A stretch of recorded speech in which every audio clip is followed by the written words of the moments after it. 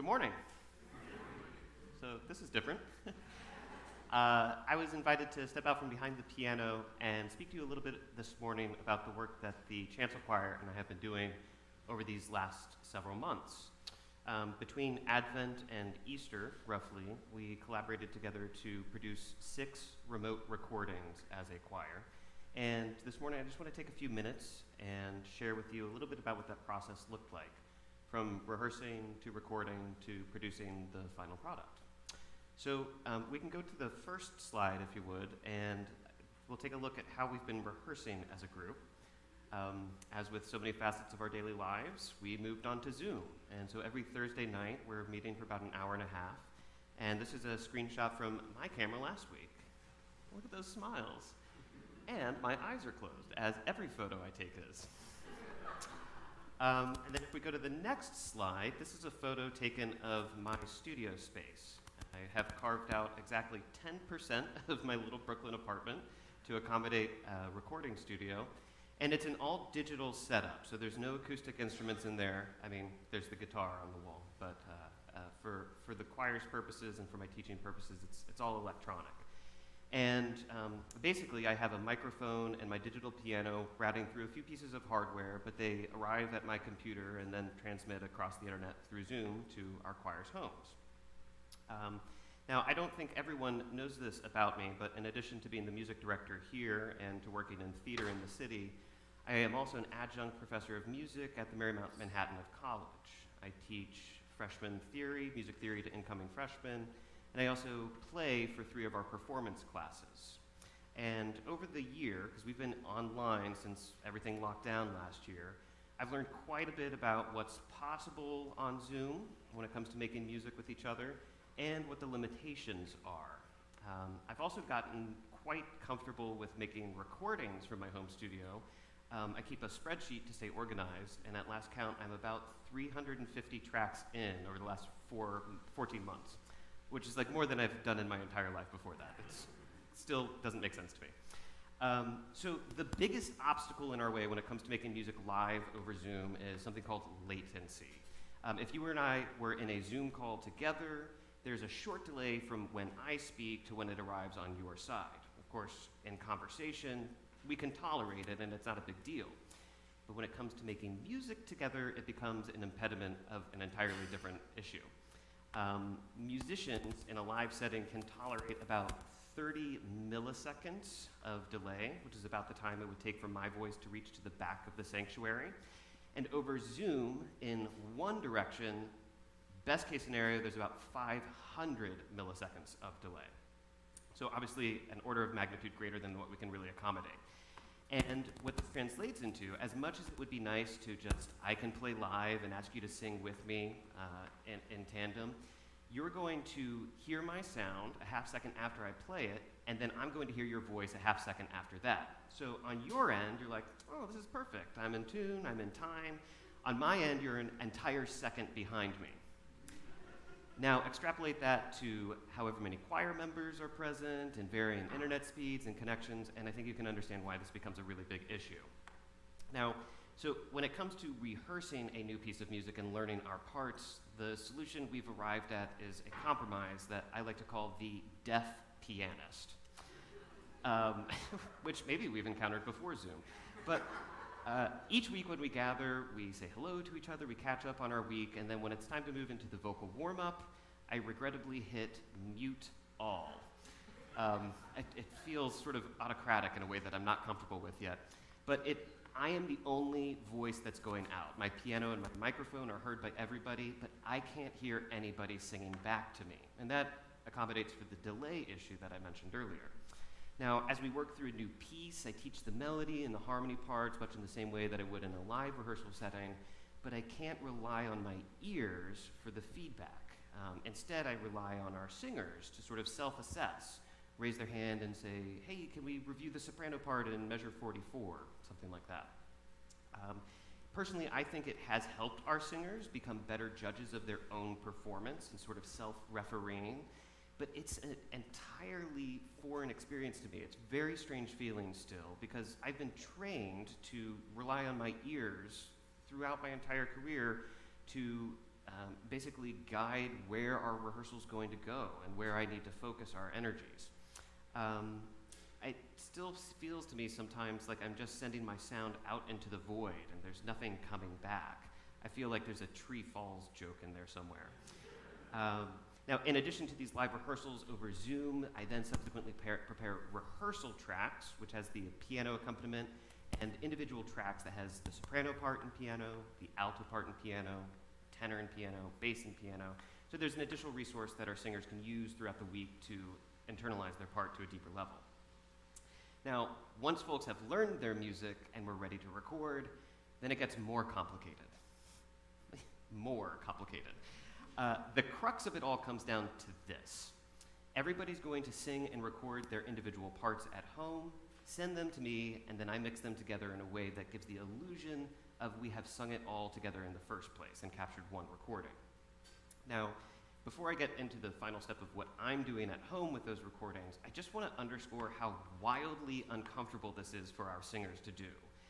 Inherent in being a choral singer is that we are singing together, constantly within your section, and between the sections, we rely on our ears as choral singers to check our pitch, our vowels, our breath, our phrasing, our cutoffs.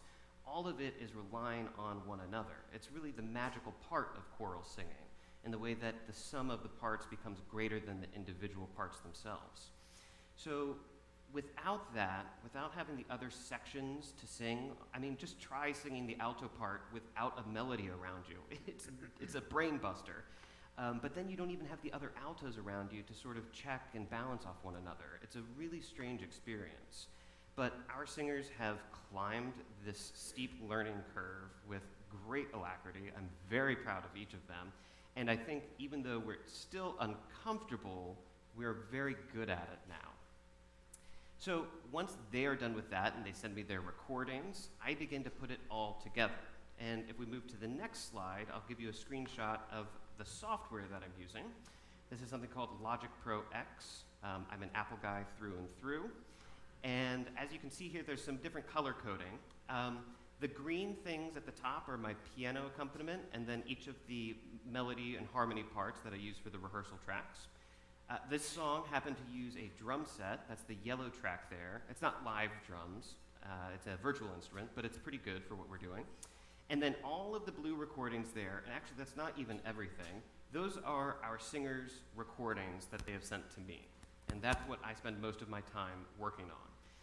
I begin by scrubbing each individual recording, looking for coughs, loud page turns, maybe a hum in the background from a buzzy AC unit, a note that might be held too long, or an entrance a little too early, the sort of things that don't happen when you're in a communal setting, but are easy to happen in an individual recording. We can go to the next slide as well, and you'll take a look. This is what my digital mixing board looks like for this project. As you can see, there's a lot going on. After I've cleaned up their individual recordings, I go through a process called gain staging, roughly balancing their volume levels so that we sound like we're, roughly the same distance from a microphone. And then I can start to apply processing effects. I'll put on a little equalizer to focus the sound, bringing up some highs or bringing down lows.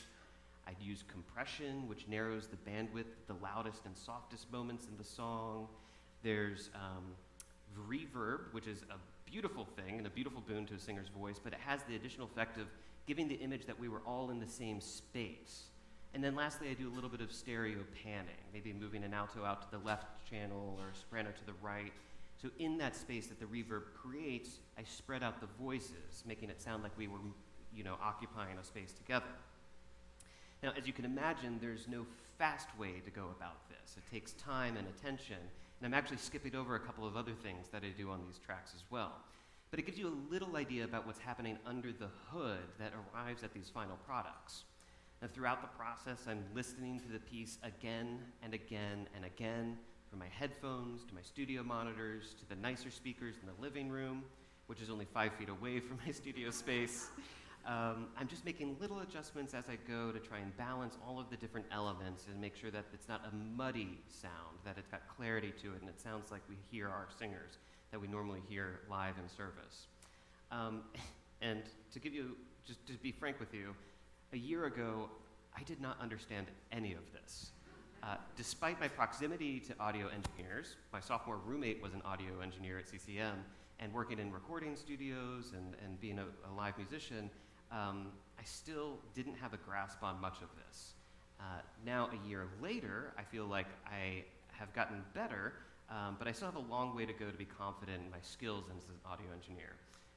When I thought about this as I was preparing for today, I think I've crossed the point where I don't know enough to be dangerous, but I know just enough to produce a pretty good sound for our choral recordings. I'm going to close today by sharing the recording that actually came out of this project that these screenshots are showing.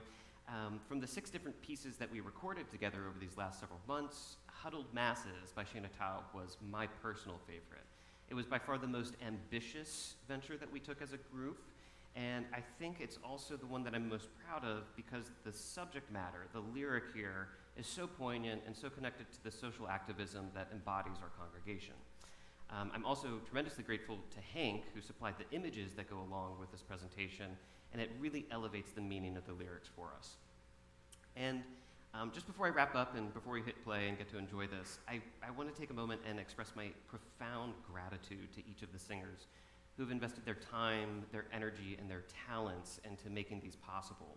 They have truly been wonderful throughout the entire time. This week, April 29th, on Thursday night, we are actually gathering here in the sanctuary to sing together. I'm tearing up thinking about it. In person, in the same space, shaking the same air molecules at the same time. I cannot wait for it. We're all going to need tissues for it because it's going to be really overwhelming. But it'll be the first time since last March that we've gathered in such a way. So as the weeks go by, we are truly getting closer and closer to the way that we used to gather and make music. But along the way, I am tremendously grateful to each of you and to be in such good company. So that's it. Thank you for allowing me to speak just a little bit on this morning, and let's go ahead and hear Huddled Masses. Thank you.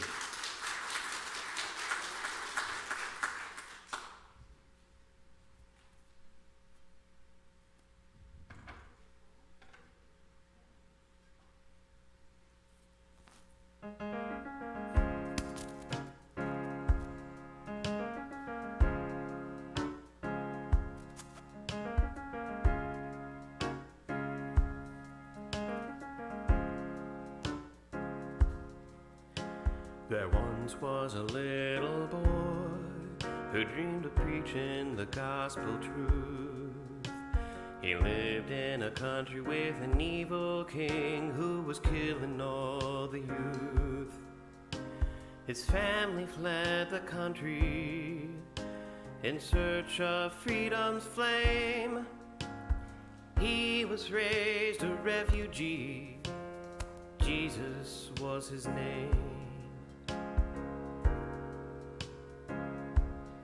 Give me your tired, your poor, your huddled masses on your teeming shore, yearning to breathe free. Send them all to me. Give me your tired, your poor, your huddled masses on your teeming shore. I left my lamp beside the golden Lord. Remember what I stand here for. There once was a little girl who dreamed of being a writer. She lived in a country with an evil king who burned people who prayed like her. Her family tried to flee him to keep their king alive, and was raised a refugee. Just her diary survived. Give me your tired, your poor, your huddled masses on your teeming shore, yearning to breathe free. Send them all to me. Give me your tired, your poor, your huddled masses on your teeming shore. I left my lamp beside the golden Lord. Remember what I stand here for. There once was a young man who dreamed of earning his degree. He lived in a country with an evil king who bombed his family. He flew to reach our border to start his life anew. He's detained today at JFK. We did not let him through. Oh, let him come through. Give me your tired, your bored, your huddled masses on your teeming shore, yearning to breathe free. Send them all to me. Welcome all Muslims, Christians, Jews, and more. Every child's being hate and war. I lift my lamp beside the golden Lord, and I'll forever lift my lamp beside the golden Lord.